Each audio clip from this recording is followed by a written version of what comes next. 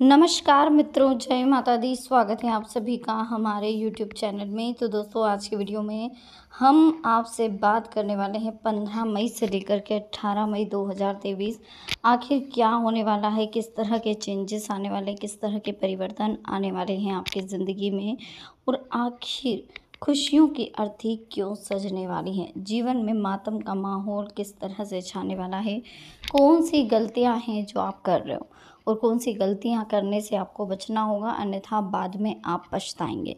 तो वीडियो बहुत ही महत्वपूर्ण है, महत्वपूर्ण ग्रह गोचर के आधार पर ही बनाई गई है।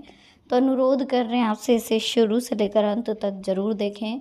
पसंद आए तो प्लीज़ लाइक करें, कमेंट सेक्शन में जय माता दी के जयकारे लगाएं, चैनल को सब्सक्राइब करें, बेल आइकन को प्रेस करें। शुरुआत करते हैं बिना किसी देरी के, हर हर महादेव का नाम लेकर। दोस्तों, आज की वीडियो में हम आपको बताने वाले हैं बहुत ही ख़ास और बहुत ही महत्वपूर्ण, यानी कि आज हम बात करने वाले हैं दोस्तों आपसे कि 15 मई से लेकर के 18 मई 2023 आखिर क्या होने वाला है। सबसे पहले तो देखिए, द्वापर युग में श्री कृष्ण ने अर्जुन को जो एकादशी का महत्व बताया था, वो एकादशी कल है, यानी कि वो एकादशी 15 मई को है। और पांडवों को इसी व्रत से महाभारत में जीत मिली थी। तो अगर आप भी अपनी ज़िंदगी में जीत चाहते हैं, आप चाहते हैं कि कुछ ना कुछ बेटर हो आपके लाइफ में, जो भी टेंशन है वो सब कुछ दूर हो जाए, तो कहीं ना कहीं ज़िंदगी में आपको कुछ अच्छा करने के लिए सबसे पहले आपको कल का एकादशी का व्रत करना होगा। 15 मई अपरा एकादशी जीवन में कभी भी आपको पराजित होने से बचाती है और हमेशा आपको नए मुकाम को हासिल करने के लिए प्रेरित करती है। ठीक है, बाकी दुनिया में बहुत सारी ऐसी चीज़ें हैं जो कहीं ना कहीं हमसे टकराती, कुछ नेगेटिविटीज़ हैं, तो ये कहीं ना कहीं हमारे जीवन में बहुत ज़्यादा दिक्कत क्रिएट करती, प्रॉब्लम क्रिएट करती है। तो इन चीज़ों से हमें दूरी बना लेनी है, नेगेटिव लोगों से दूरी बना लेनी है और अच्छे समय का इंतज़ार करते हुए जीवन में हमेशा आगे बढ़ने पर फोकस करना है। देखिए, स्वभाव की गलत बातों पर आपका जो ध्यान जा रहा है, वो कहीं न कहीं आपके लिए थोड़ा-सा प्रॉब्लम क्रिएट कर सकता है। खुशियों की अर्थी सजने की जो हमने बात करी थी, वो आपके स्वभाव की वजह से हो सकती है।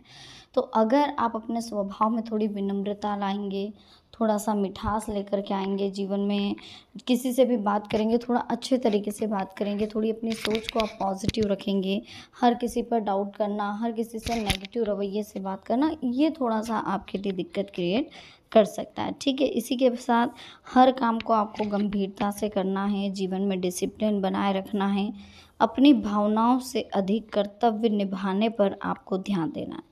जो बातें आपको प्रगति की ओर ले जा रही है, केवल उनके बारे में आपको सोच विचार करना है। ठीक है, युवा वर्ग करियर के लिए सकारात्मक महसूस करेंगे, इस कारण मेहनत ज़्यादा कर पाएंगे। काम की गति को आप बढ़ा सकते हैं, पैसों से संबंधित काम अधूरा बिल्कुल भी ना छोड़ें। बाकी समय आपके पक्ष में है, तो ज़्यादा टेंशन भी ना लें, हर बात को गहराई से समझें। परिवार के लोगों को आपकी मदद की ज़रूरत भी हो सकती है, आप खुद के लिए नेगेटिव थॉट ना रखें। आपको खुद पर विश्वास रखते हुए आगे बढ़ना होगा। परिस्थिति में बदलाव नज़र नहीं आएगा, अभी आपको मेहनत बढ़ानी होगी। पैसों की चिंता होगी, लेकिन आर्थिक परिस्थिति धीरे धीरे सुधरती नज़र आएगी। करियर संबंधी जो अवसर आप प्राप्त करना चाह रहे हैं, उसके लिए स्किल्स को बेटर करना हो। अपनी निर्णय क्षमता पर आप विश्वास रखें। फिलहाल आपके पक्ष या परिस्थिति को कोई व्यक्ति समझ नहीं पाएगा और उनके सीमित विचारों के कारण आप खुद को नेगेटिव बना सकते हैं। परिस्थिति बदलने की पूरी क्षमता आप में है, मन में बार बार उत्पन्न हो रहे विचारों पर आपको ध्यान देना होगा। परिवार के किसी व्यक्ति से मिली मदद आपके लिए मददगार साबित हो सकती है। प्रॉपर्टी से जुड़े हुए निर्णय आगे बढ़ाना आपके लिए संभव होगा। यदि प्रॉपर्टी संबंधी कोई विवाद चल रहा है, तो आपसी सामंजस्य से सुलझेगा। अपनी समस्याओं को दूर करने के लिए अन्य लोगों पर निर्भर ना रहें। समस्याएं बड़ी नहीं हैं, लेकिन लोगों से प्राप्त होने वाली टिप्पणी की वजह से नेगेटिविटी बढ़ रही है। परिवार के बीच विवाद हो रहे हैं, तो किसी भी व्यक्ति के पर्सनल लाइफ के बारे में आप कुछ भी कमेंट्स ना करें, अन्यथा विवाद बहुत बढ़ सकता है।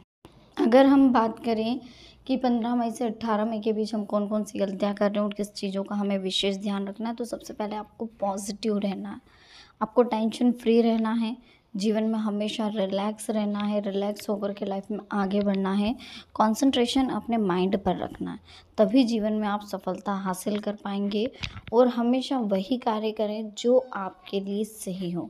कभी भी कोई ऐसा कार्य ना करें जो आपके लिए प्रॉब्लम क्रिएट करता हो, कहीं ना कहीं डिफ़िकल्ट कंडीशंस क्रिएट करता हो, तो ऐसे आपको ध्यान नहीं रखना है।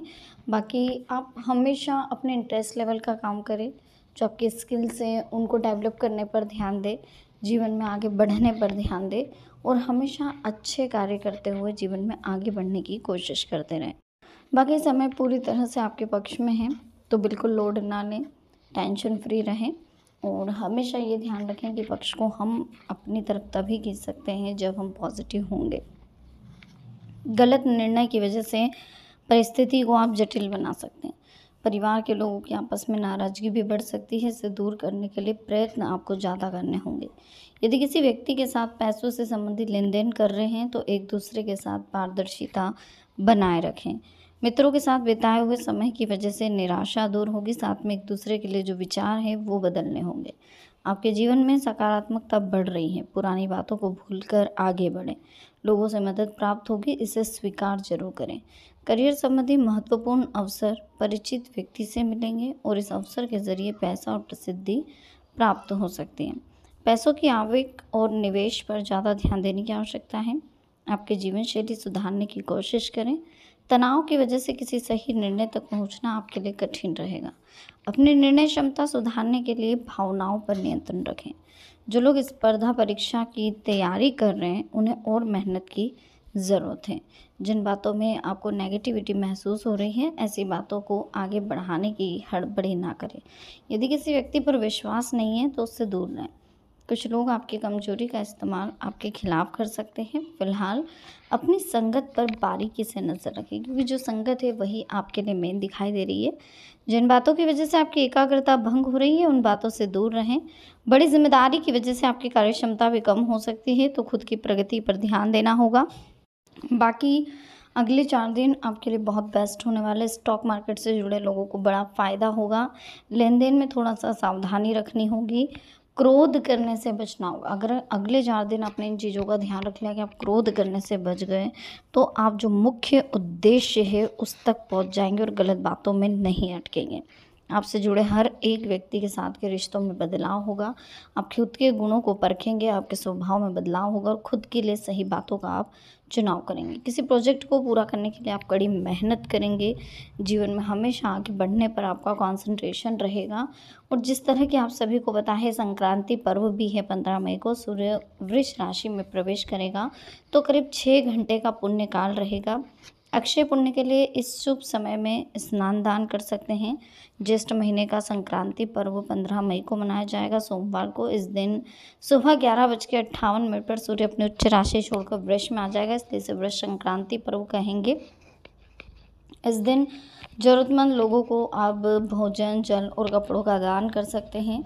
सूर्य की पूजा के साथ ही तीर्थ स्नान और दान के लिए पुण्यकाल सूर्योदय से शुरू हो जाएगा, यानी कि 6 बजे से 12 बजे तक। इस तरह स्नान दान के लिए आपको करीब 6 घंटे का समय मिलेगा। इस मौके पर आप सूर्य की विशेष पूजा का विधान करें, शुभ कार्य करें, जिनका कई गुना पुण्य फल आपको मिलेगा जो कभी खत्म नहीं होगा। सोमवार को सूरज उगने से पहले उठने के बाद तीर्थ के जल से नहाएं और फिर सूर्य को जल चढ़ाएं। इसके लिए तांबे के लोटे का इस्तेमाल करें।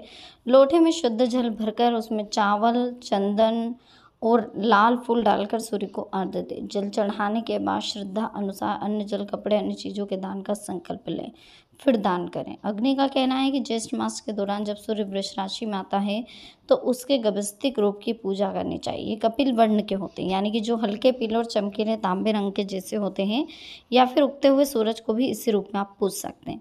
इनकी शक्ति महाकाली होती है, इसलिए कहा गया है कि गभस्तिक सूर्य को जल चढ़ाने और पूजने से दुश्मनों पर जीत मिलती है और हर तरह की परेशानी दूर होती है। मेष संक्रांति पर जरूरतमंद लोगों को खाने पीने की चीज़ों को दान करना चाहिए और इस दिन कपड़े, जूते, चप्पल भी आप दान कर सकते हैं। गाय को घास भी खिलानी चाहिए। सूर्य पूजा के इस पर्व पर सूर्य से संबंधित चीज़ें जैसे तांबे का बर्तन, लाल कपड़े, गेहूँ, गुड़, लाल चंदन आदि का दान करें। इस दिन श्रद्धा अनुसार किसी भी चीज़ का आप दान कर सकते हैं। खाने में नमक का इस्तेमाल थोड़ा कम करेंगे तो भी ज़्यादा अच्छा रहेगा। बाकी ऐसा है कि खाने में नमक का इस्तेमाल आप करें, एकदम कम भी ना करें, बाकी इसका लाभ आपको ज़रूर मिलेगा और ये सारी क्रियाओं से आपके जीवन में खुशियाँ ही खुशियाँ होगी। तो वीडियो कैसी लगी, पसंद आई हो प्लीज़ लाइक करें, चैनल को सब्सक्राइब करें, बेल आइकन को प्रेस करें, वीडियो को शेयर करना ना भूलें। मिलते हैं नेक्स्ट वीडियो में, अभी के लिए आप सबको बहुत बहुत धन्यवाद। जय माता दी, हर हर महादेव।